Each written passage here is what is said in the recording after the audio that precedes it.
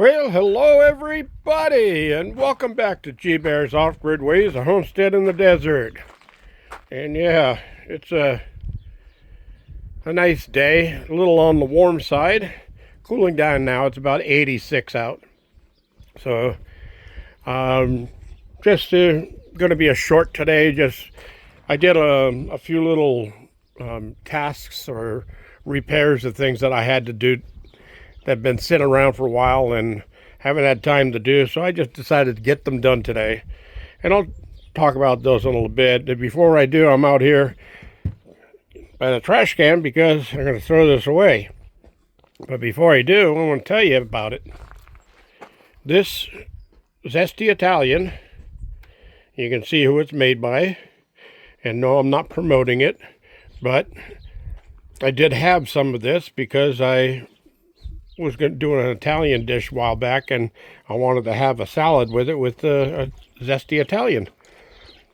So you saw the batch of peas that I collected, and I collected another batch yesterday.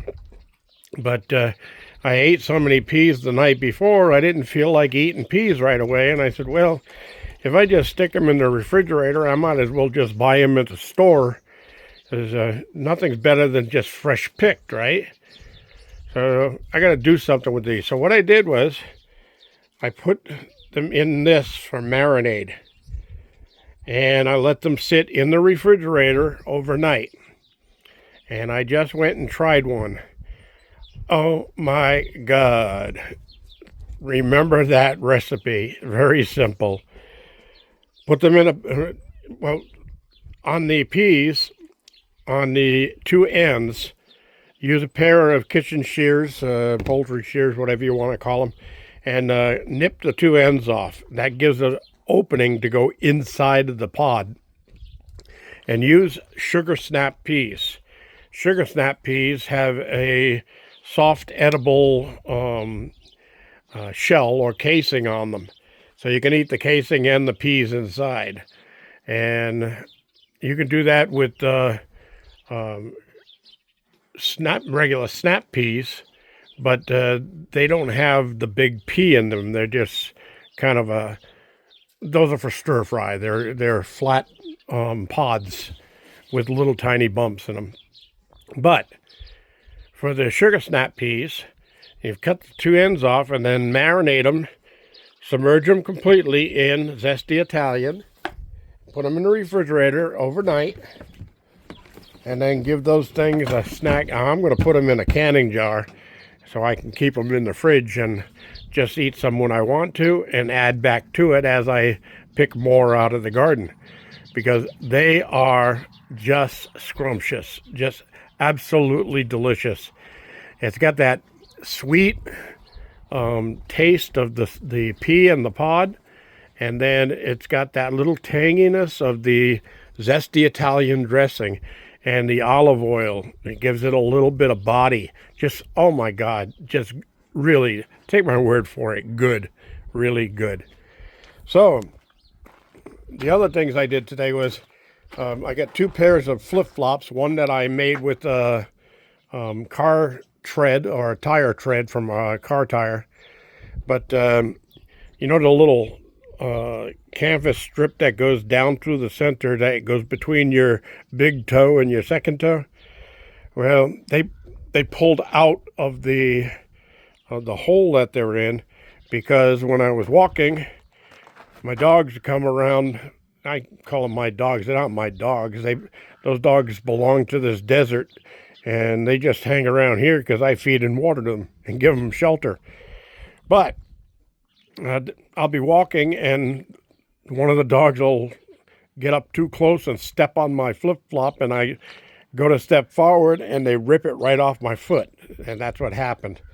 So I had two of those, one left foot and one right foot ones that were torn off, so I had to do the repairs of putting them back in place.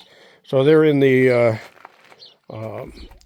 garage right now, hanging up and drying, because I used a rubberized cement to put them back together again.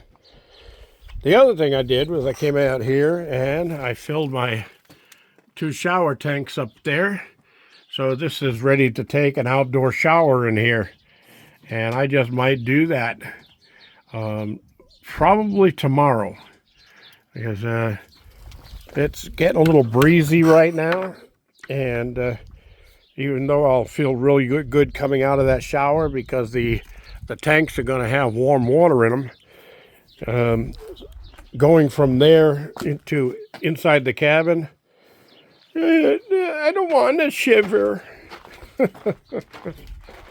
Anyway, so that's another thing I did. Yeah, another one I did was I got the dogs, got to get some more water in that bowl for them for the night. All the dogs got plenty of water because it's been hot. And it's a big smoke down there. Big smoke. There's a big fire over there somewhere. Let's see where it looks like. I'll bet you it's in the riverbed again. Huh. Anyway, I'll send a text to all my neighbors and let them know that it's happening there. But anyway, the people that gave me this trailer and the little trike that I ride around, they just got a renewal for the plate. So I said, don't pay a renewal on it. I'll take the plate off and send it to you. And I'll tell her, when they ask you what you did with the trailer, just tell them you sold the trailer at a yard sale, but you didn't want to sell the license plate. So, because you don't know what the person was going to do with the trailer. And they said they weren't going to use it on the road. They were just going to use it on a farm.